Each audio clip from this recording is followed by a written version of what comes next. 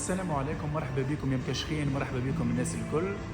اليوم يعني جاتنا اخبار مزيانه في العديد من المواقع، منها يعني الصحفي الموثوق به طارق الغديري اللي اكد اتفاق انه الترجي اتفق مبدئيا مع يوسف البلالي على كل الاجراءات الماليه وكل شيء. تبقى فقط الشرط الجزائي اللي قيمته مش 2 مليون يورو كما منزلين بعض المواقع.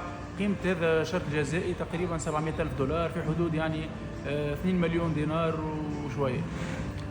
بالنسبة ليوسف البلالي انتداب يعني تمنيناه من قبل، تمنيناه تقريبا عنا 3 سنين انه يرجع للترجي، لانه هو توحش الترجي والترجي توحشته. يوسف البلالي فكرنا في ايامات مزيانه برشا عداها في الترجي الرياضي التونسي. يوسف البلالي كي جاء سنه 2012 الترجي وصل فينال ربيع الابطال الافريقيه، بعد رجع سنة 2018 وحقق ربيع الأبطال لسنتين متتاليتين. شفناه يعني كيفاش كان مردود ممتاز جدا. وبالنسبة للناس اللي ضد يعني انتقال يوسف البلالي للترجي، نحب نأكد لهم حاجة واحدة: انتم نفس العباد اللي انتقدتوا يوسف البلالي في 2018 وقلتوا يوسف البلالي جوار انتهى بدنيا وانتهى ما عادش ينجم يقدم الإضافة للترجي الرياضي التونسي، وصار العكس. يعني شفنا يوسف البلالي كيفاش يعني كان قيمة ثابتة في الترجي، وكان سبب من الأسباب الرئيسية في تتويج الترجي بزوز ربيع الأبطال.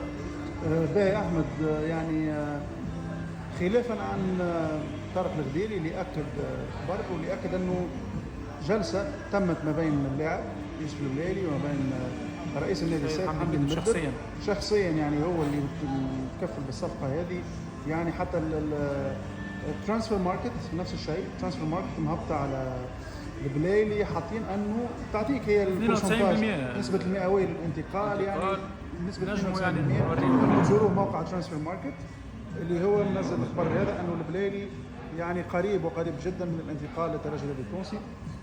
بالنسبة للمواقع الاخرى اللي يعني نفس الشيء نقلت الخبر على طارق الغديري، كلها كوبي. نحب نقولوا لهم معناها ماذا بينا مثلا، خاصة نسمة سبور بالنسبة لي الصفحة غير موثوق بها، ودائما تحب تبث الفتنة في جماهير الترجي الرياضي التونسي، ودائما تنزل أخبار مغلوطة.